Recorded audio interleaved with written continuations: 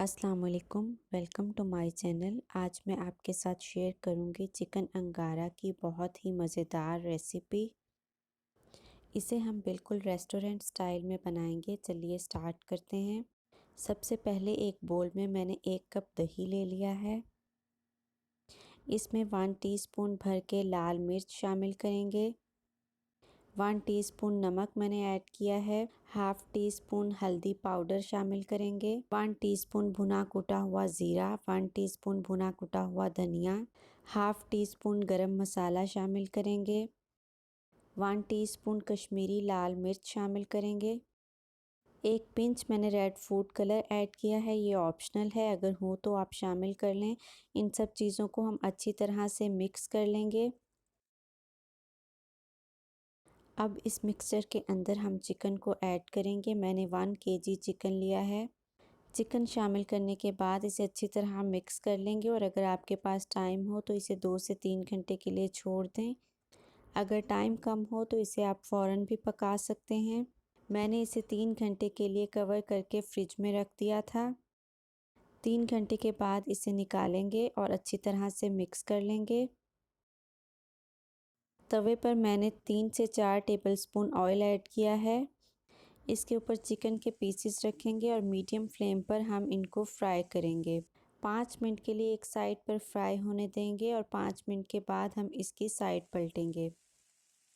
5 minute के बाद मैंने इनकी साइड को पलट दिया है और अब मैं फ्लेम को लो कर दूंगी और मज़ीद 5 मिनट इसको दूसरी साइड पे पकने दूंगी। चिकन को हम तकरीबन 80% तक यहाँ पर कुक कर लेंगे और कुक करने के बाद मैंने चिकन को एक प्लेट में निकाल लिया है। इसे हम एक साइड पर रख देंगे।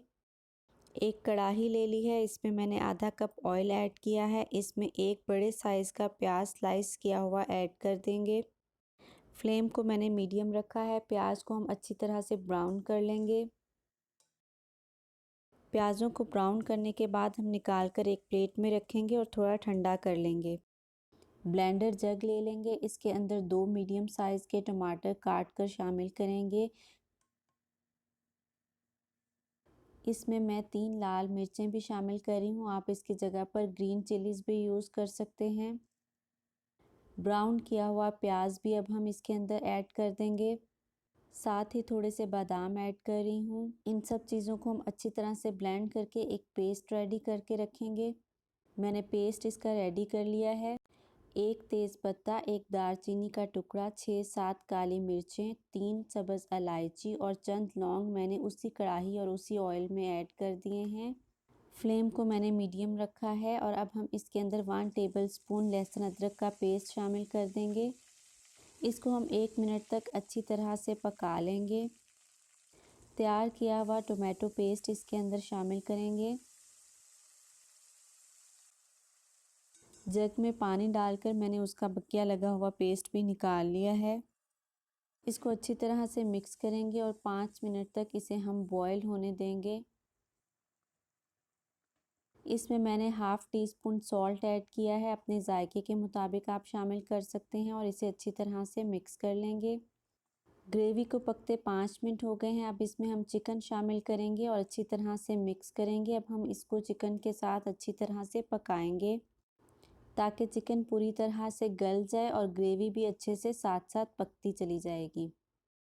यहाँ पर मैं इसको कवर करके 5 मिनट के लिए छोड़ दूँगी लो फ्लेम पर।